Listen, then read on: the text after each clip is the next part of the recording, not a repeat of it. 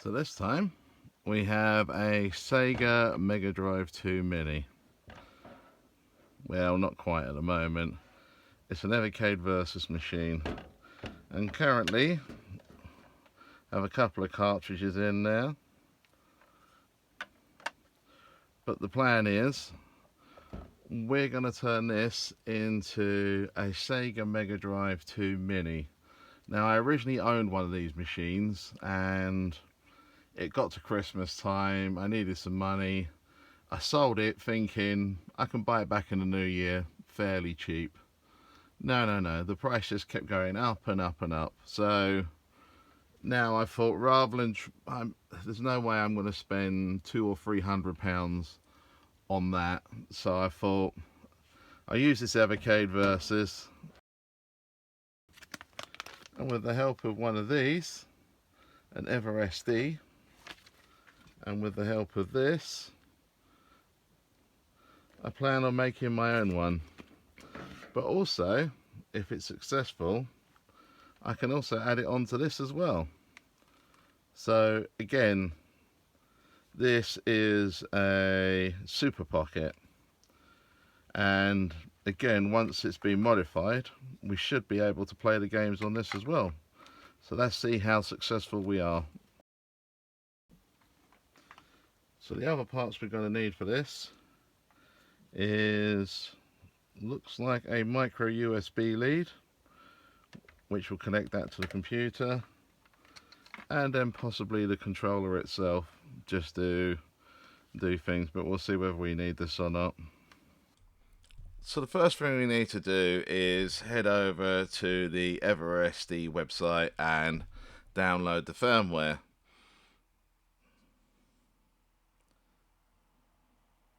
And you can see this particular cartridge, we can use it to put new games on there, but we can also just back up our original EverDrive cartridges. Now, if you look at this particular download area, this has changed completely, and I'm just showing you this one because this is what I had to deal with. And you can see everything is just Windows based here, and there's quite a lot to download. There's RetroArch, there's custom themes, there's emulators, there's unpatchers as well, so if you want to return your console back to its original state. But everything, there was lots of little bits of software, and luckily enough that's changed, and I'll show you that in a second. But right now, this is originally how I was trying to do it. So again, not knowing what I needed, I was just downloading everything just so I had it on my computer ready to go. And as I say, there is so much on here. It was crazy. Like just a lot. When you see the new website, you're going to be like, massive difference. And again, like as I say, at this point, it's all just Windows based, which is okay if you've got a Windows based machine. So I spent about 3 days trying to get this thing to work, and no matter what I did, I could not get the drivers to install on the Versus machine. It was absolutely insane. Like, it was just so difficult. And as a result, there's about 3 days worth of footage now that just basically is no longer useful, because what's the point in showing you guys? I need to show you how to do it now. So if we go to the new download area, you can see a massive difference. For a start off, you've got Windows, you've got Mac, you've got Linux, you've got Raspberry Pi, you've got everything down there. So again, it's a lot more open, and also all you've got is the Everpatcher and the Everloader. So the Everpatcher is obviously for patching your particular console. The Everloader is for putting the games or whatever you're trying to do onto the SD card. So when you try and run this software, the first thing it's going to ask, it's going to say this isn't protected. Just say okay. It's basically because it's unsigned software. Now, I did it a few days earlier. I went onto their Discord and I got offered the red pill. So it's the same software, but it was about 2 or 3 weeks before this actually came onto the website. Again, this is why I've been holding back a little bit on this video. Now, right now, what I'm trying to do, I'm holding down the reset and I'm pressing the power button. And the idea is it should put it into a pairing mode so that the computer can see it. So even though I'm getting like a flash of light on the front of the machine, it's not actually doing anything. And when I looked at the note, it said you can't use the micro SD lead that came with the actual console. So I've got a different micro USB lead here.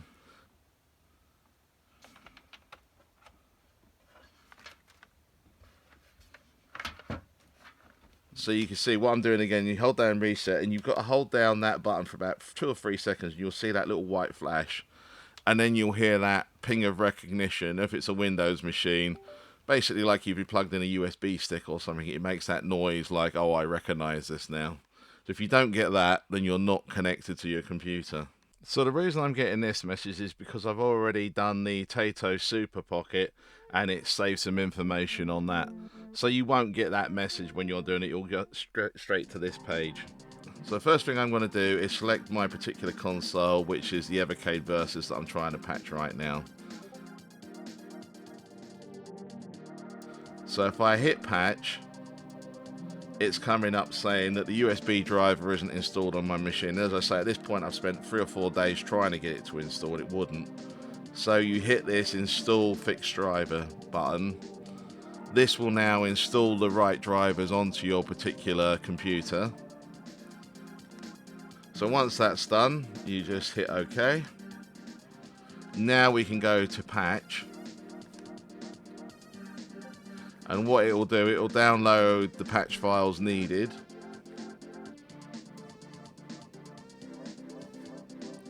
So once it's downloaded all the patch files it needs for the Versus, and then you can see it's installing there at the bottom. We've got a progress bar. And obviously I'm doing it on a Versus, but depending on what particular console you're trying to do it on, obviously just pick the most relevant one to your one. And I think there's quite a lot covered here, because again, these Super Pockets, the Super Pocket I've got is the Taito one, but there are other versions as well, but there are quite a lot of them are covered now already. So we can see now we got the confirmation to say that one's done. Now for the Taito Super Pocket, it's slightly different the way to put this into a pairing mode. So to connect the Super Pocket, you've got to use a USB-C to USB lead. So if I just show you on the screen here what you need to do. So on this one, you've got to hold the volume up and then turn the power button or slide the power button over on the bottom. So again, slightly different to how the Versus one does, but not too complicated. So there's the volume up button, just hold that and then move the slider to power it on. And then you'll hear that beep again, and on my one it kind of connected, disconnected. I just redid it again here, and this time it kept the beep. So if you look at the screen, that you can kind of see, oh, this was actually using the old software. Weirdly, the old software worked fine for patching this, but I couldn't get the Versus to go. However, on the more modern software, there is an option down there, so you just do it the way I've just done that Evercade Versus, and it should be fine. So now when you first boot this up, you get the Blaze Entertainment, but then you'll get these 3 screens, and this was the same on my Evercade Versus as well, where it's just got some details, some important notices and things like that. And again, it's just telling you where you need to go to set up extra little bits and pieces.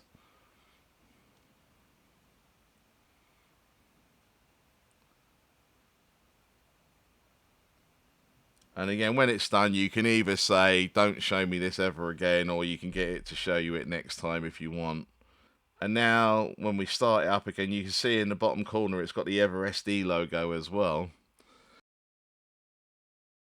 So first thing I wanted to try on this is just make sure all the original games are still on here, which they are.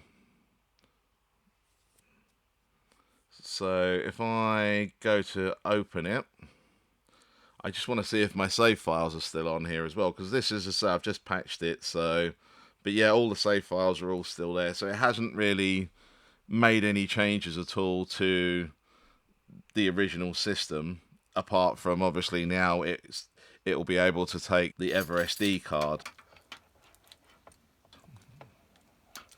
So next thing I need to do is get the micro SD card out, and I need to start putting some games onto this.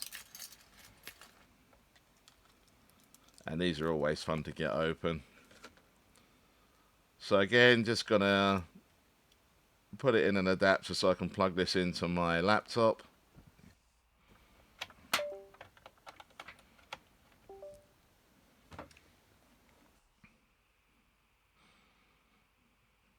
And now the software we need here for this one is the Everloader 3 software. So the Everloader 3 will scrape for our box art and download any RetroArch missing cores to run particular games we need it to, which is good. Opening this up, again, as I say, I'm using Windows, and we'll get the same issue here as well, where it says Windows protected your PC, and then you just say run anyway, because we know the publisher's legit. We know we're not downloading any kind of software that's going to damage our computer here.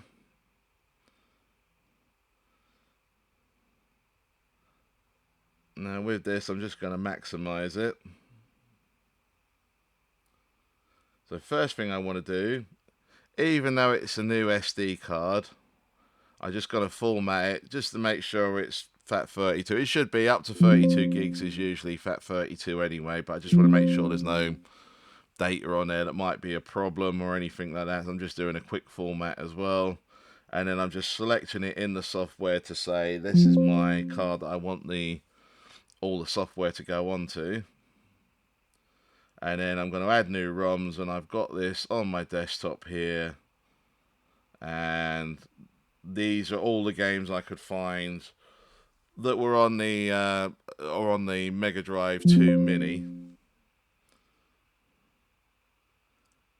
Now what I tried first is just try doing it without having to unzip it. So I've just tried it on the zip file, but for some reason it comes up as an arcade game rather than a Mega Drive game, and you can change it, but they just didn't run like this at all. So what I've ended up having to do is literally take every single game and unzip it and just put it into a folder.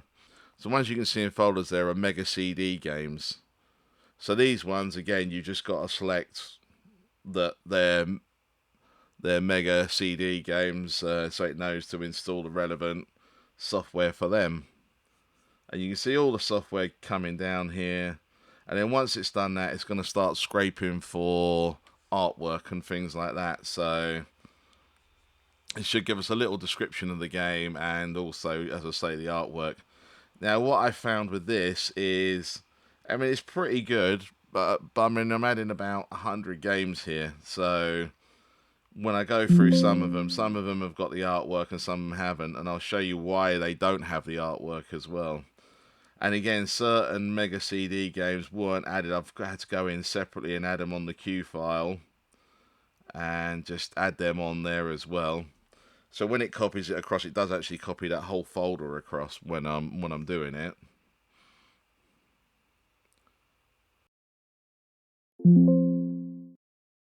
So you can see there, for example, Afterburner 2, I've got no artwork on there. And even when I'm doing a search for it, I can't find it. And that's because of this little bit of text here saying USA, Europe. Now to remove that, and now it can actually find the game itself. And what you've got to do is double click on these descriptions as well, and it will download them. So that's the Sega Genesis artwork. I'm going to go for the Sega Megadrive artwork for it. And again, it's just literally a case of selecting it and picking it. Anything that it's already found and I'm happy with it. I mean, it's a Genesis version. I'm not really bothered about that. As long as it's got something, when I look on the screen, I can actually see what games they are. And again, it was a little bit laborious. It got, I would say, about 70% of the games it had the artwork on it. But again, it's just down to whatever was put at the end of them title extensions was the problem. That's why it couldn't find them. And again, here I'm just having a little bit of a play around because I wanted to get to this synchronized selected ROM. Originally on that other screen it wasn't showing, so I had to kind of like minimize it and then maximize it again. And it's also giving me a warning here saying that 100 games per, no more than 100 games per folder, otherwise it might cause glitching and stuff. Now, as far as I'm aware, the games I got here is about the right amount. Like, you know, I'm not going too crazy with it. Because the other thing is, well, the more games you add on there, the longer it will take for the actual console to show you what games are on that particular SD card. So I wouldn't go too crazy with it. Just add as many as you kind of need, or just use multiple SD cards. And again, right now, I'm just getting it to sync up with that particular SD card and just downloading all the software on there. So once that's done,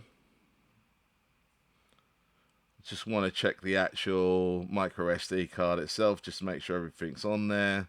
So if I go on to RetroArch, something it did say as well there was about RetroArch not being installed on that particular micro SD card, so it installed it, but then it said I have to go into something else on the into the extra thing to actually install it. But you can look there as well. You see on the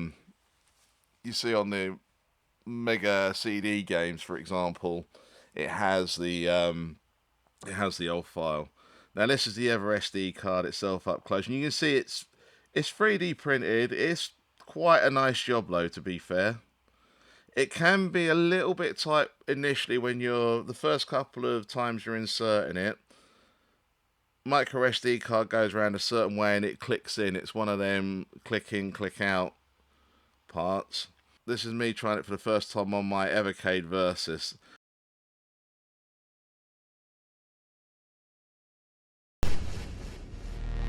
And again, you can see in the bottom right hand corner it had that EverSD logo again.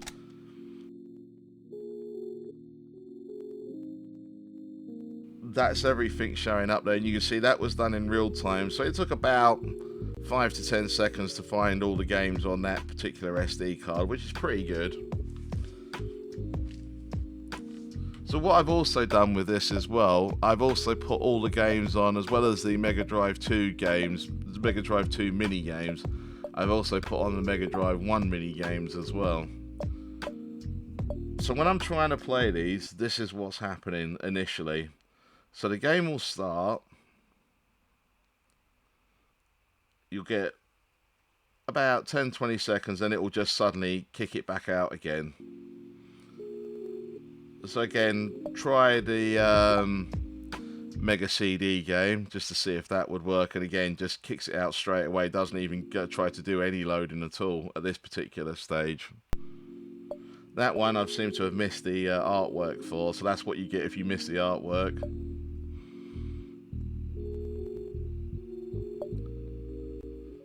And again, I just wanted to try this one as well, just to see if any of them, because Virtua Racing had its own chip in there, and weirdly it's trying to do something with it, but it just can't handle it at all. You can hear the music playing, but again it just crashes out and then comes back to the start screen again.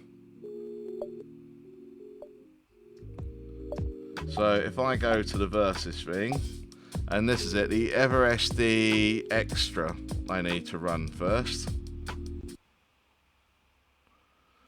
So if I run this software, you get a funky little tune, and then I need to install RetroArch on here. So if I select the cartridge that I'm using, which is the EverSD one, and then obviously say yes.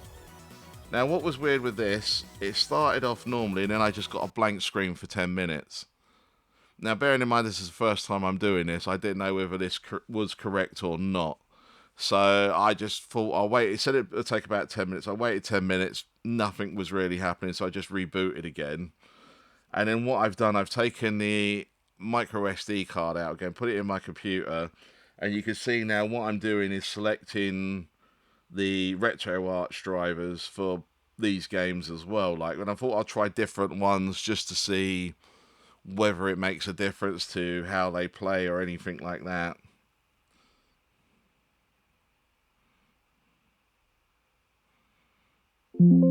So again, it's just warning me that there's 100 games there.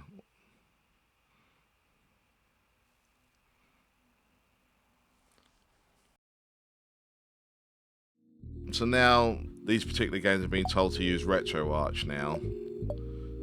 But now I'm not even getting the game starting at all. I'm not even getting a 5 seconds worth of it. It's literally just doing loading and then just kicking me back to the start screen again.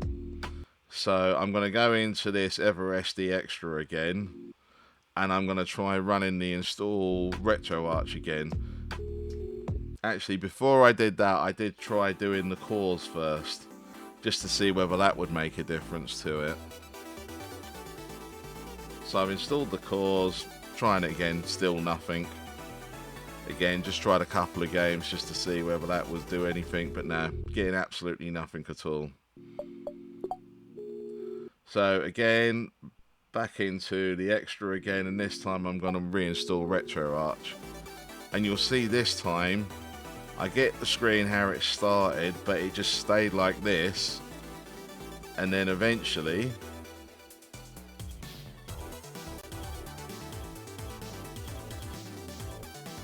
it came up with this. So I know now that RetroArch is actually installed on my machine, and when I try and open a game, it's playing it.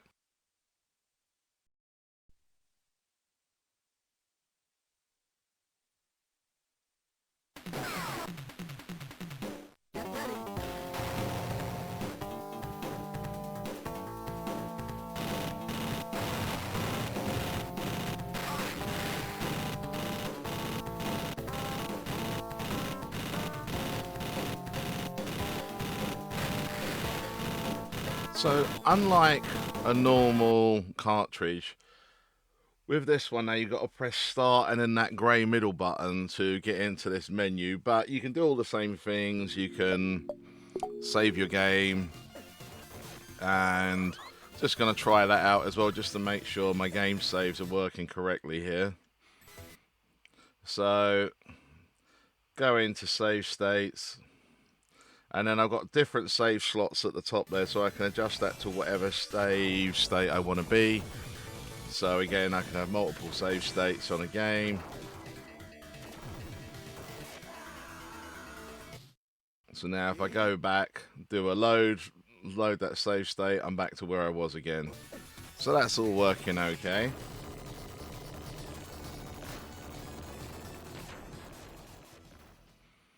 So the other good thing with this, because I've also now done my little handheld unit as well, I can save the game here on my big screen. So you can see there I'm pressing both them buttons on there.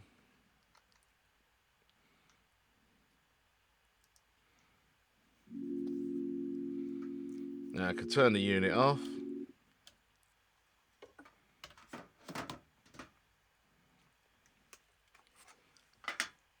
And if I just remove this EverSD cartridge, I can now put it into the back of this one.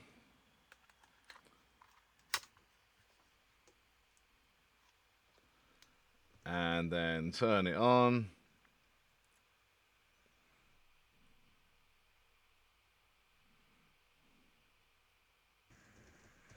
Yeah, it takes a little while for it to come up, but it does come up. I'm just showing you this in real time just so you get an idea.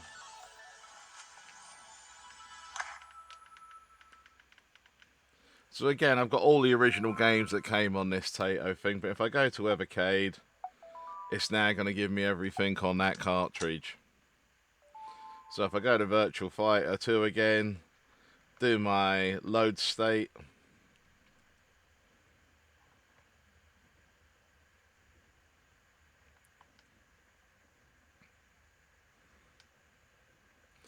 And I can continue on where I left off. Which again is something you couldn't do with the original Megadrive 2 Mini. And also, again, if you're using a Raspberry Pi or something like that, unless you've got it in like a portable case and then just hooking it up to your TV, you're not really going to be able to do that. Also, while I've got this on, I just wanted to see how a Mega CD game came up. So this is Night Trap, obviously. Not the best game in the world, but it's one of them ones that's kind of almost got an iconic status now. What's very interesting with this, though, because the video is so grainy and so pixelated, it actually works a lot better on this smaller screen. It actually looks a lot more detailed.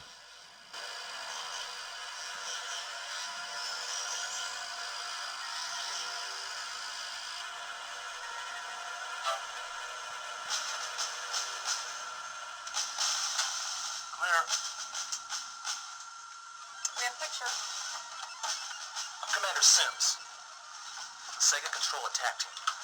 Scat Mission 230. 5 teenage girls have disappeared. I did try doing the 32X version of Night Trap, but it just wouldn't play properly at all. And I don't know whether that's just down to some of the settings I've got, something like that, but just, yeah, it doesn't work properly. So here again is Night Trap, but this time on the Versus, and you can see at a full size screen it looks a lot more pixelated and a lot more blocky, but still playable exactly the same as how it would have been on the original Mega CD. We have a picture. I'm Commander Sims of the Sega Control Attack Team. Scat Mission 230. 5 teenage girls have disappeared. But yeah, at the moment I haven't been able to get 32X games working on here. And again, it's probably just some setting or something I need to do, because the machine's more than capable of doing it. RetroArch should be able to handle it as well. But again, right now the whole point of this was just to try out, just to replicate that original console. So the other thing I want to try here is this Virtua Racing, because Virtua Racing had like a specialized chip that came in it. Just wanted to see how this would play. And again, that looks like it's playing fine, really.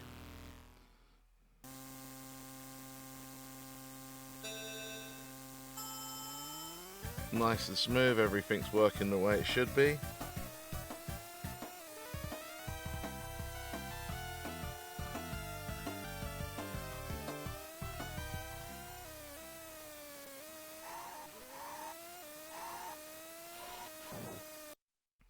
And again, I can save it.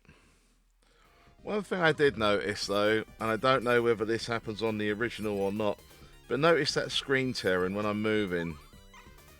It's quite bad. And then again, this might be down to me and settings.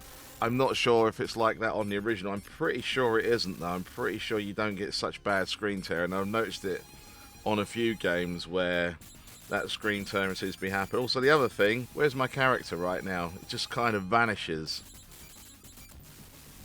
Again, not sure that happens on the original. Could just be an emulator issue. Not quite sure at this particular moment. But again, this is just something to be mindful of. And again, this, as I say, right now, this is just the first time me doing this. I haven't really played around with any of the settings or gone into anything into any great details. Just literally get the games on there and see if I can play them.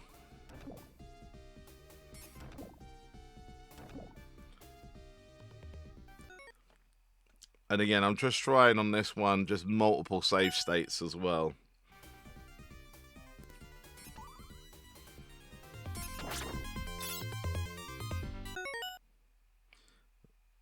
So there we go, save state 2.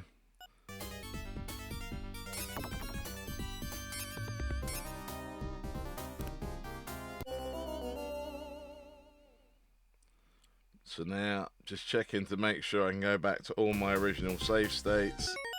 So save state 0, save state 1. Perfect, and I just go save state 2. And that all looks like it's working fine.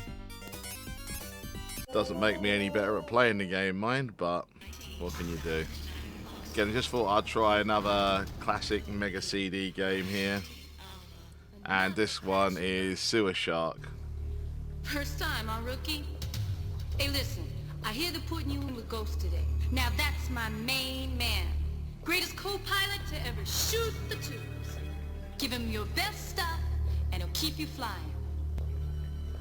Maybe all the way to Solar City, huh? Here we go again.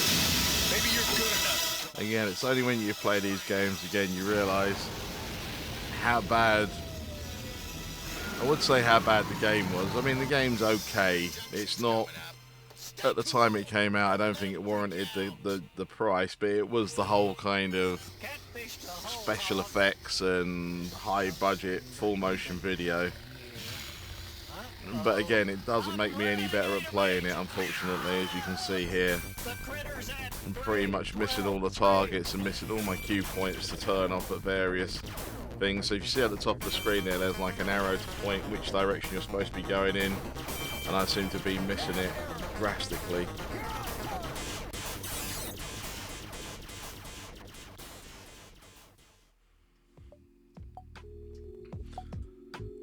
So again, here we can go into, if I just go into settings, you can see there's lots of settings we can play around with here. So again, you can do the usual bits and pieces. Again, these are all the same as on the Evercade Versus, all the same stuff, your scale lines, things like that. But the other good feature here, if you see that one there about the hidden games, so if I go for the EverSD Extra and hold down the A button while that's loading, it brings me into this menu, which gives me a whole new set of games here that are built in. And they're all different, so some of them are arcade, some of them are Commodore 64. This one here is a Megadrive game, so I just want to see how this plays compared to the ones that I've just done on my cartridge here. And without putting this onto my EverSD card, I mean, I imagine they would both probably play fairly similar, but you can see it's quite a nice conversion of the arcade classic anyway. And with this one, rather than having to press start and the grey button, I can just press the grey button and I can save the same way I would do on an Evercade Versus, for example. There's this game here as well, which I don't know where this came from. It's not sure if it's an NES game or whether it's a Commodore 64 game. I mean, it looks like a modern remake. It's almost just like a Maze Runner, basically. But again, it's lots of fun, and again, if you've got other players with you, it's, 4 players, you can play it quite nice. And this is a Commodore 64 game, Gyroscope. Now listen how slow that music's going to start with while it's rendering it. Now I like the fact that this emulation doesn't sound like it's been speeded up at all or anything like that. It's emulating a Commodore 64 perfectly, even down to the slowdown as it's trying to render a screen like that, which is a nice touch. And again, it's nice to play. I mean, I grew up on the Commodore 64, so it's, again, nice thing to have in there. And with this EverSD card, I mean, I've just done the Megadrive Mini games, for example, but you could do anything. I mean, here, for example, this is an arcade game. So again, you can make your own compilations. You can back up your original Evercade cartridges to it. Things like that. So it's quite a versatile little cartridge here. So you can just have fun with it and do what you want to do. I mean, for me personally, I just wanted to try that one, but I'm obviously going to swap that SD card out, and I'm going to do other stuff as well. I can put all my kind of games in one place, and it's quite nice. And also back up my Evercade cartridges that I have, because from my understanding, sometimes they can get corrupted, so it'd be nice to just play it from the backup rather than potentially damaging the original. So I hope you've enjoyed this. It's been a lot of fun making it, and by all means, like, subscribe, leave a message, and I will see you in the next one.